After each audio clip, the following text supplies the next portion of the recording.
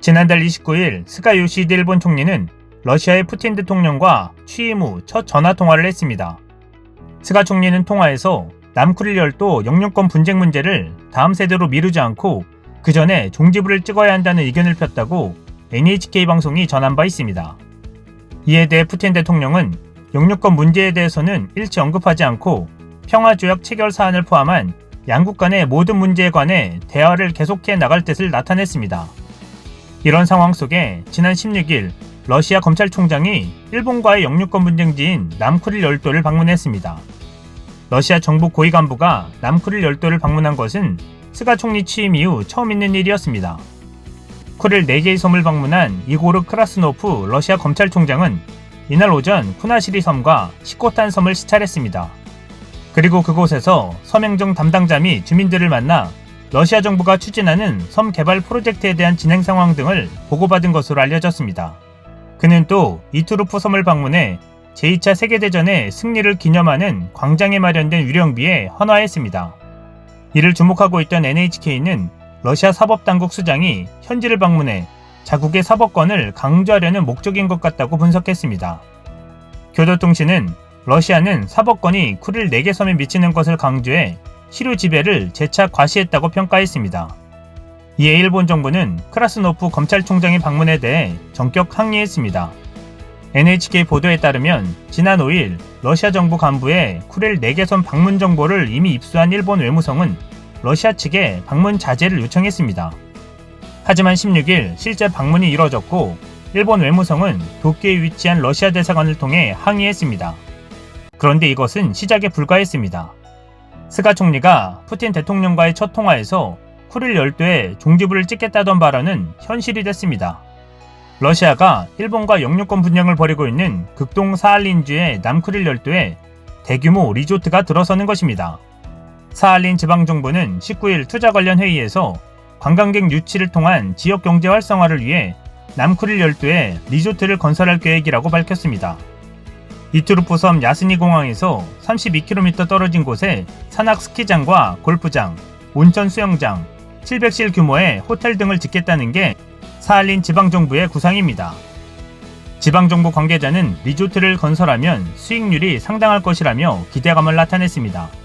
사할린 지방정부는 건설 비용으로 240억 루블, 약 3,520억 원 정도가 들어갈 것이라고 추정하고 있습니다. 이 가운데 90억 루블을 국가가 투자하고 나머지 150억 루블을 민간에서 유치할 계획이라고 지방정부는 덧붙였습니다. 사할린 지방정부는 자국 극동 지역을 찾는 국제 크루즈선 관광객들을 이 시설들의 주 고객으로 유치할 수 있을 것으로 보고 있습니다. 이투르프 섬은 러시아가 일본과 영토 분쟁을 겪고 있는 남쿠릴 열도 4개 섬 가운데 하나입니다. 사실상 러시아가 일본이 요구하는 남쿠릴 열도에 대한 쐐기를 박은 것입니다.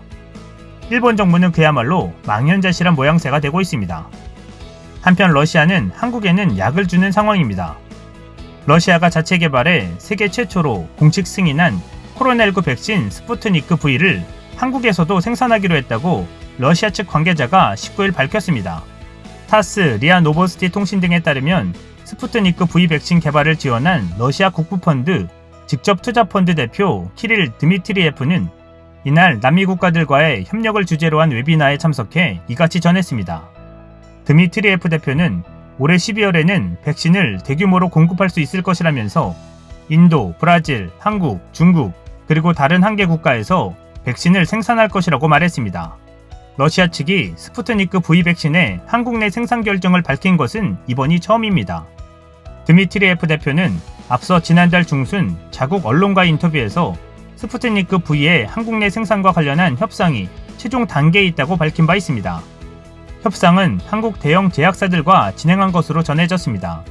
이러한 결정과 관련해 주로 한국 대사관 관계자는 러시아 측이 한국 제약사들과 직접 협상을 추진해와 대사관에서 파악한 바는 없다고 말했습니다. 권준우 부본부장 역시 이에 대해 당국에서 공식적으로 아직 확인하고 있는 바가 없다고 답했습니다. 다만 이와 관련한 일부 동향은 계속 주시하고 있다며 스푸트니크 V와 관련해선 국제적인 의학학술지인 랜싯에 임상 1, 2상 결과가 실린 것에 대해서도 파악하고 있다고 덧붙였습니다. 그러면서도 국내 코로나19 백신 도입과 확보 문제는 관계부처로 구성된 태스크포스와 전문가들과 함께 나름의 기준을 갖고 검토하고 있다라며 백신의 시험 결과와 안전성 등을 가장 우선에 고민하는 상황이라고 설명했습니다. 러시아는 지난달부터 자국 의료진과 교사 등의 고위험군에 백신 접종을 시작하는 동시에 모스크바 시민 약 4만 명을 대상으로 사실상의 3상에 해당하는 등록후 시험도 함께 진행하고 있습니다. 20일 로이터 통신 등에 따르면 러시아는 스푸트니크 V 최종 임상시험 결과 일부를 다음 달 공개할 계획이라고 전했습니다.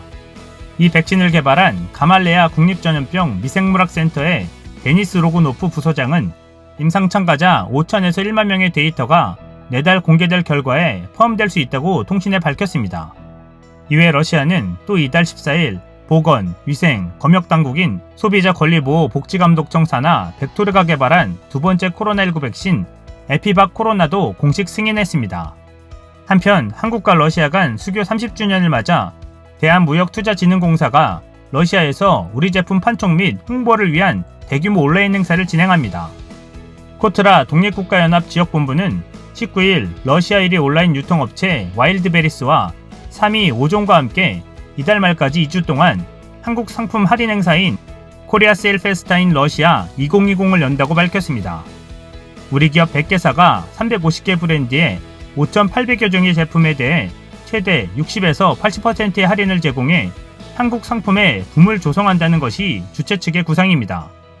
온라인 유통시장을 겨냥한 이번 판촉 행사는 최근 러시아 내 온라인 시장 급성장 경향과 코로나19 팬데믹 상황을 고려한 것입니다. 러시아 온라인 시장은 2018년에 전년 대비 59.3%, 2019년에 31.5% 성장하여 세계적으로도 매우 빠른 성장세를 보이고 있으며 2019년 현재 2조 1,790억 루블, 약 32조 원 규모에 달하고 있습니다. 게다가 코로나19로 러시아 온라인 유통시장은 더욱 호황을 맞고 있습니다.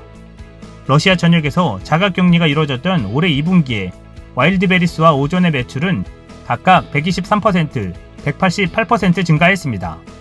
이정훈 코트라 CIS 지역본부장은 언택트 마케팅 시대에 러시아 시장 진출을 목표로 하는 우리 기업들은 현지 벤더와의 협업을 통해 온라인 쇼핑몰이나 이마켓플레이스 입점을 공략하는 한편 인플루언서들의 입소문 확산을 위한 SNS 마케팅을 병행할 필요가 있다면서 앞으로도 이 분야에서 우리 기업들의 러시아 시장 진출을 적극 지원하겠다라고 밝혔습니다. 러시아가 일본에는 병을 주고 한국에는 약을 주는 모양새입니다. 이상 시윤TV였습니다.